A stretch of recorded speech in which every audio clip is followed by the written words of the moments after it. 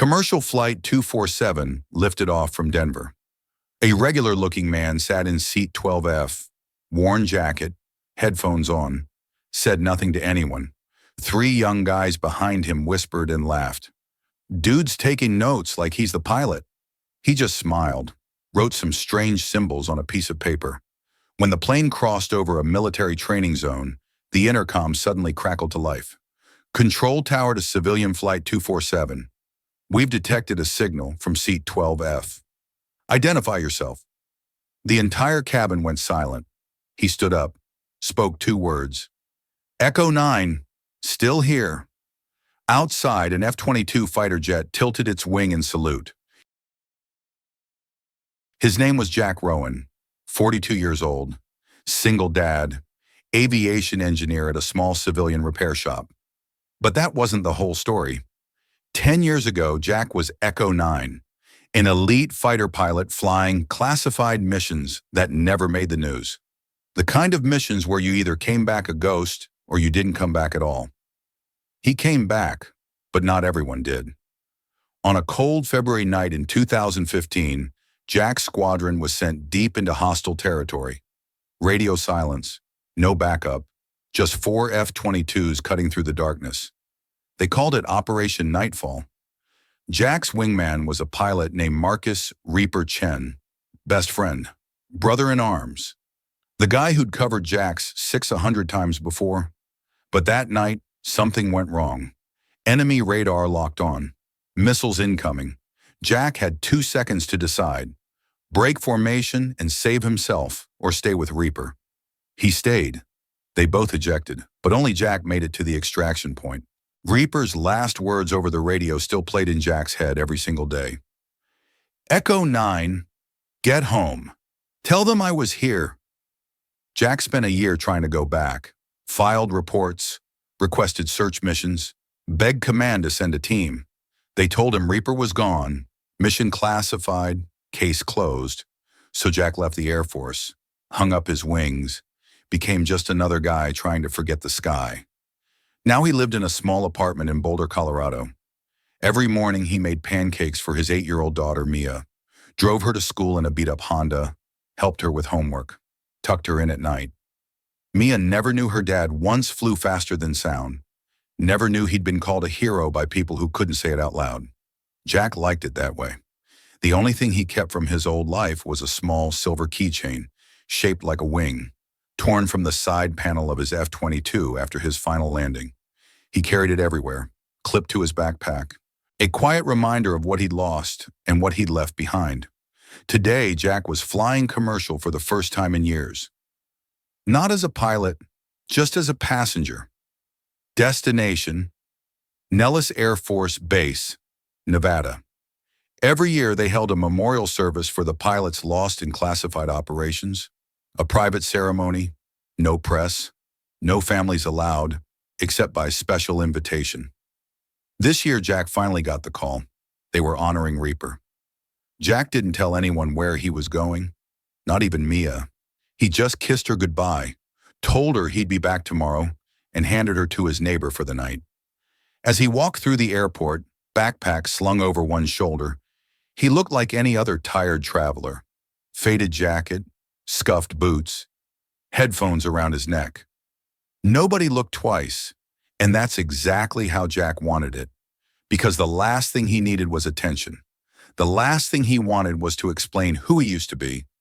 He was just a dad now, a guy in seat 12F, trying to say goodbye to a friend the world had already forgotten. But the sky never forgets, and neither does the military. Jack stood in line at Gate 17. Denver International Airport, 6:30 a.m. boarding call. The gate agent barely looked up as she scanned his ticket. 12F, window seat, boarding now. He walked down the jet bridge, backpack over one shoulder, that silver wing keychain catching the fluorescent light. As he stepped onto the plane, a young flight attendant blocked his path.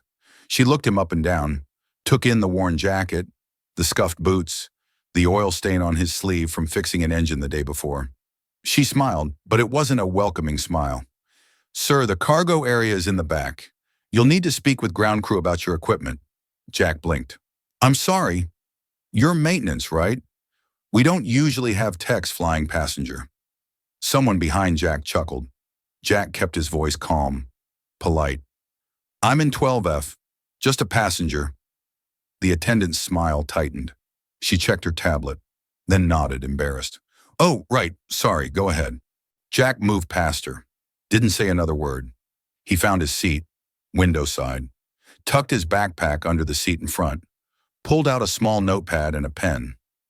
3 rows back, a group of businessmen in tailored suits settled into their seats. Mid-30s, loud voices, the kind of guys who thought the world owed them first class. One of them leaned forward, tapping his buddy on the shoulder. Yo, check out 12F. What about him? Dude looks like he fixes lawnmowers for a living, and he's taking notes like he's the pilot. They all laughed. Jack heard it, pretended he didn't. He clicked his pen, started writing call signs he used to know by heart. Echo 1, Echo 4, Echo 7, and then Echo 9. He paused, stared at the letters. A small boy, maybe 6 years old, leaned over from the aisle seat next to him. Mister, what's that? Jack looked at the kid. Soft voice, curious eyes. He glanced at the notepad, then smiled gently. Something that once kept people alive. The boy tilted his head. Like a doctor? Jack's smile faded just a little. Something like that. He reached into his pocket, pulled out the silver keychain, the wing. The boy's eyes went wide. Whoa, is that from a plane? Yeah. A big one? Jack nodded. The fastest one. The boy grinned. Cool. Behind them, one of the businessmen snorted. Bet he bought that at a gift shop. More laughter. Jack said nothing, just clipped the keychain back onto his backpack. The plane pushed back from the gate. Engines spooled up. The captain's voice came through the intercom. Good morning, folks. This is Captain Reynolds. We'll be cruising at 35,000 feet today. Flight time to Las Vegas, about an hour and 40 minutes. Sit back, relax, and enjoy the ride. Jack closed his eyes, let the hum of the engines wash over him. It had been 10 years since he'd flown. Really flown. Not as a passenger, as a pilot. He missed it. He missed the power, the silence above the clouds, the feeling of being untouchable. But that life was gone. Now he was just another guy in a middle seat, trying not to be noticed. 30 minutes into the flight, the plane began to shudder, just slightly. Turbulence over the Rockies. The boy next to Jack gripped his armrest. Is that normal? Jack opened his eyes, looked out the window. Yeah, just some rough air. You're safe. The boy relaxed. Then Jack saw it, far below. A stretch of desert, flat, empty, marked with grid lines only a pilot would recognize. A military training zone. His chest tightened. He'd flown over this area 100 times, ran drills, practiced intercepts, pushed his F-22 to the edge of what physics allowed. He touched the keychain on his backpack, ran his thumb over the worn metal. And then something strange happened. The lights in the cabin flickered, just for a second. The businessman stopped talking. The flight attendant paused mid-aisle. Jack frowned. The intercom crackled, static. Then the captain's voice, but different now. Tense. Folks, we're experiencing some minor technical interference. Nothing to worry about. Just a radio signal. We're looking into it. Jack sat up straighter. Signal? He looked down at his backpack. At the keychain. No, it couldn't be. But then he remembered. The keychain wasn't just a piece of metal. It was part of his plane, his F-22. And embedded in every F-22 was an IFF transponder. Identification, friend or foe, a chip, coded, military grade. Even after 10 years, even ripped from the airframe, if it passed through the right frequency, it could still ping. The intercom crackled again, but this time it wasn't the captain. It was a different voice, clipped, authoritative, military. Commercial Flight 247, this is Nellis Control Tower. We are detecting an active transponder code from your aircraft. Code Echo 9, repeat Echo 9. Identify the source immediately. The entire cabin went dead silent. Jack's heart stopped. The boy next to him whispered, "Mister, what's happening?" Jack didn't answer. The flight attendant rushed toward the cockpit. Passengers started murmuring. The businessmen craned their necks, looking around. "Who the hell is Echo 9? Jack stayed frozen, staring at the keychain in his hand. After 10 years of hiding, after 10 years of being nobody, the sky had just called him back. Would you reveal who you are if the world had already forgotten? The cabin lights flickered again. Every passenger was staring at each other now, confused, nervous. The flight attendant stood frozen near the cockpit door. She spoke into her handset, voice low and urgent. Captain Reynolds came back on the intercom. His voice was steady, but Jack could hear the tension underneath. "Ladies and gentlemen, we're going to need everyone to remain calm. We're in contact with air traffic control. There's no danger. We just need to verify something."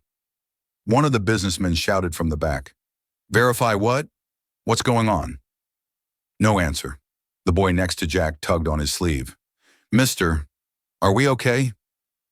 Jack turned to him, put a hand on the kid's shoulder. "Yeah, you're okay, I promise." But Jack's heart was pounding. He knew exactly what was happening. The IFF transponder in his keychain had activated, and somewhere below them, at Nellis Air Force Base, a radar operator was staring at a screen, seeing a code that hadn't pinged in 10 years. Echo 9, a call sign that was supposed to be retired, archived, forgotten, but the military never forgets. The intercom crackled again, the same military voice, sharper now.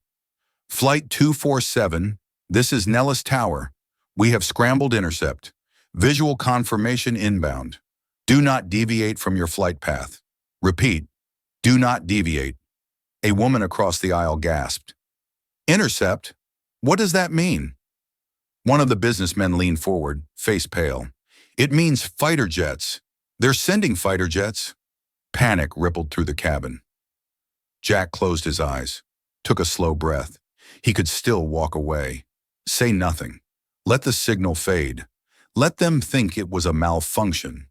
But then he thought about Reaper, about Marcus, about the promise he'd made 10 years ago. "Tell them I was here." Jack stood up. Every head in the cabin turned toward him. The flight attendant stepped forward, holding up a hand. "Sir, please sit down. I need to speak to the captain." Her eyes widened. "Sir, that's not now." There was something in Jack's voice, something that made her stop, made her step aside. Jack walked toward the cockpit, calm, steady. The flight attendant knocked on the door. It opened a crack. Captain Reynolds looked out, saw Jack, frowned. "Who are you?" Jack met his eyes. "Tell Nellis Tower that Echo 9 is fine. Just passing through." The captain blinked.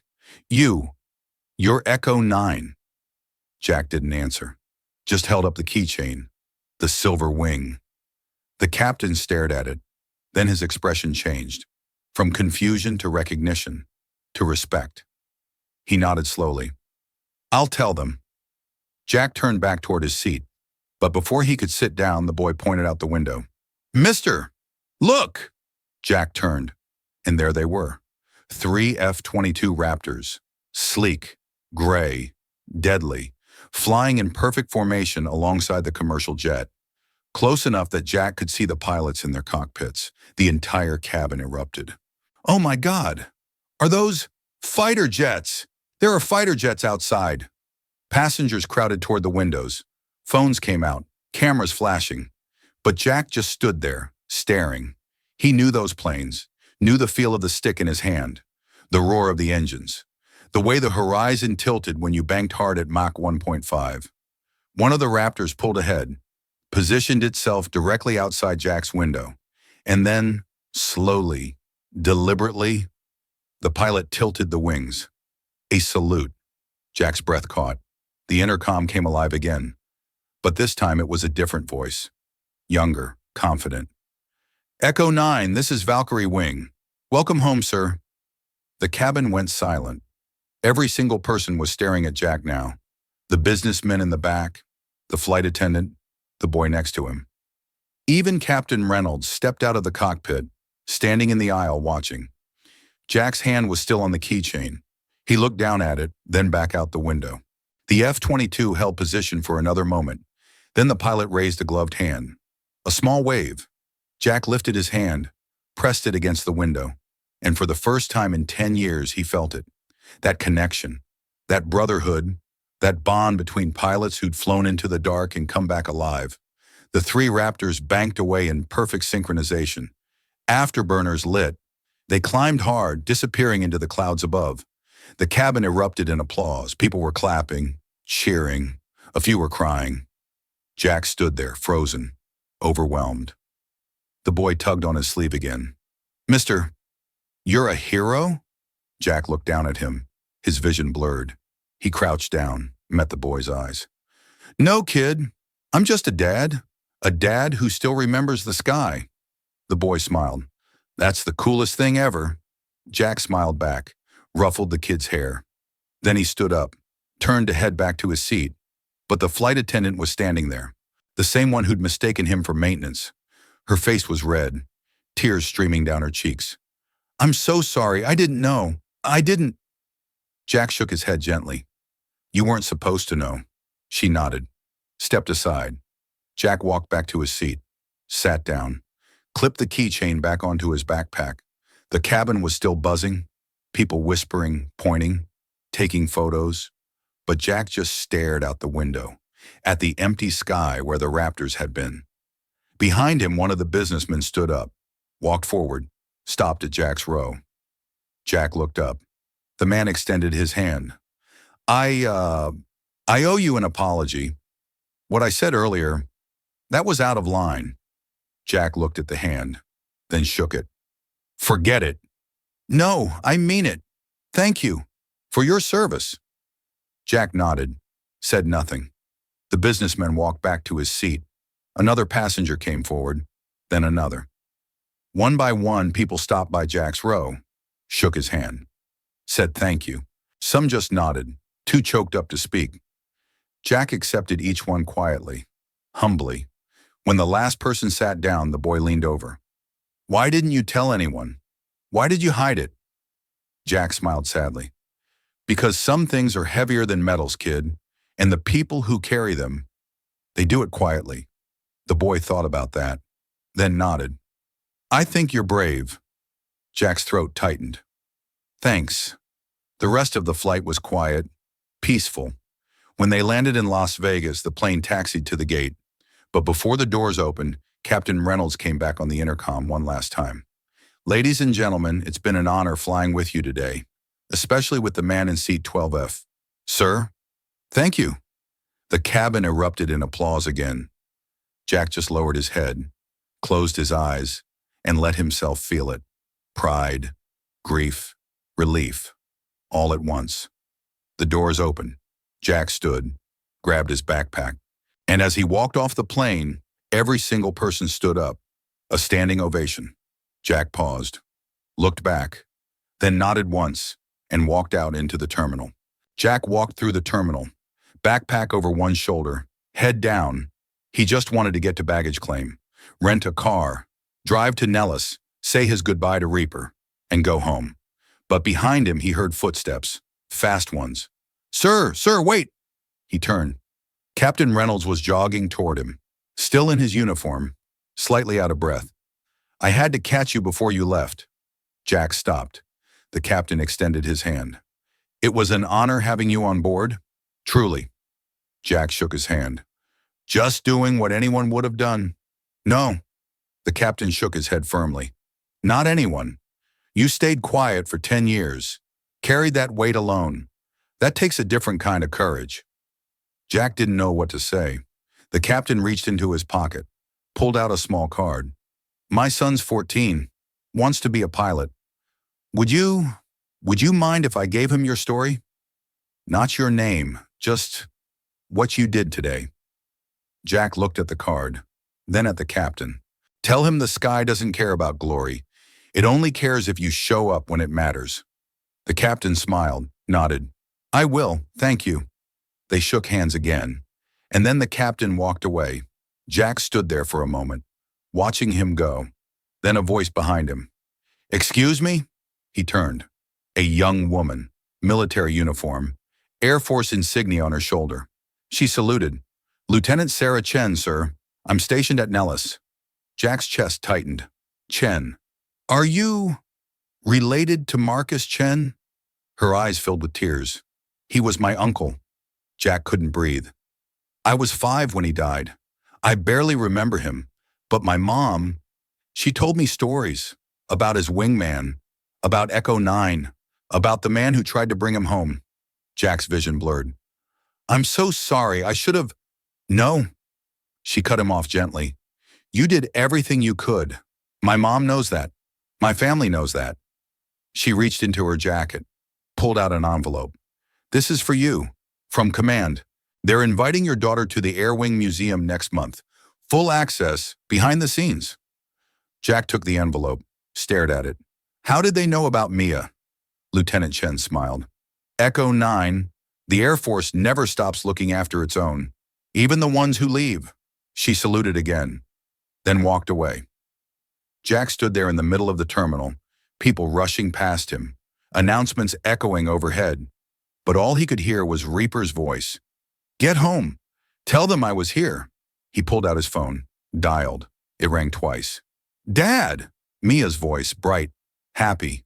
"Hey, sweetheart, just landed. I'll be home tomorrow." "How was the flight?" Jack looked back toward the gate, toward the sky beyond the windows. "It was good, really good." "Did you see any cool planes?" He smiled. "Yeah, the coolest ones. I miss you."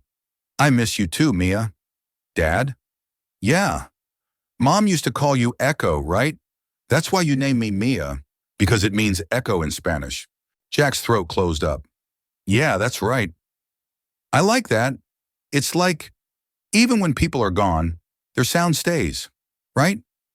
Jack closed his eyes, tears streaming down his face. "Yeah, baby, their sound stays." "Okay, come home safe. Love you." "Love you too." He hung up, stood there, let himself cry.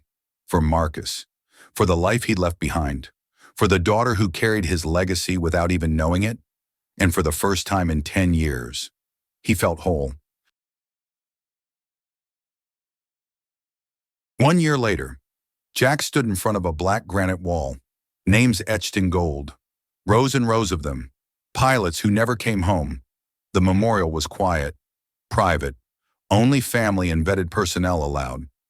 Mia stood next to him, 9 years old now, wearing a small Air Force jacket Jack had bought her. She held a bouquet of white flowers, her hand in his. "Is this where Uncle Marcus is?" Jack nodded. "Not really, but this is where we remember him." Mia stepped forward, placed the flowers at the base of the wall, right under Marcus Reaper Chen's name. She stood there for a moment, then looked up. "Dad, why didn't you tell me about what you did?" Jack crouched down, met her eyes. "Because being a hero isn't about what people call you, Mia. It's about what you carry. And I wanted you to know me as your dad first, not as a call sign. But you saved people. I tried, and sometimes that's all we can do." Mia thought about that, then smiled. "Well, I think you're the best dad, and the best Echo." Jack pulled her into a hug, held her tight. Behind them a sound, the roar of engines. Jack looked up. 3 F-22 Raptors screamed overhead. Low, fast, perfect formation. And then as they passed over the memorial, one peeled off, climbed vertical, disappeared into the sky, the missing man formation. A final salute to the fallen. Mia watched wide-eyed. "Was that for Uncle Marcus?" "Yeah, and for everyone on this wall." She squeezed his hand. "Will you tell me about him? About the missions? About Echo 9? Jack looked at the names on the wall, then at his daughter. "Someday, when you're ready." "I'm ready now." Jack smiled, stood up, took her hand. "Okay, but not here. Let's go home. I'll tell you over pancakes." Mia grinned. "Deal." They walked away from the memorial, side by side, and as they reached the car, Jack paused, looked back one last time. The silver wing keychain glinted in the sun. still clipped to his backpack. He whispered so quietly only the wind could hear. "I told them you were here, brother. They'll never forget." Then he got in the car, buckled Mia in, started the engine, and drove home. In the sky, call signs fade, engines cool, missions end, names get buried in classified files. But on the ground, the people who wait, the people who remember, they keep you alive, not as a hero, not as a legend, but as someone who mattered. And that's the only rank that ever counted. Sky view. An F-22 soars through clouds. Sunlight catches its wings. They gleam silver, just like the keychain, just like the memory. Subscribe if you believe real heroes never need to be announced. They just return quietly.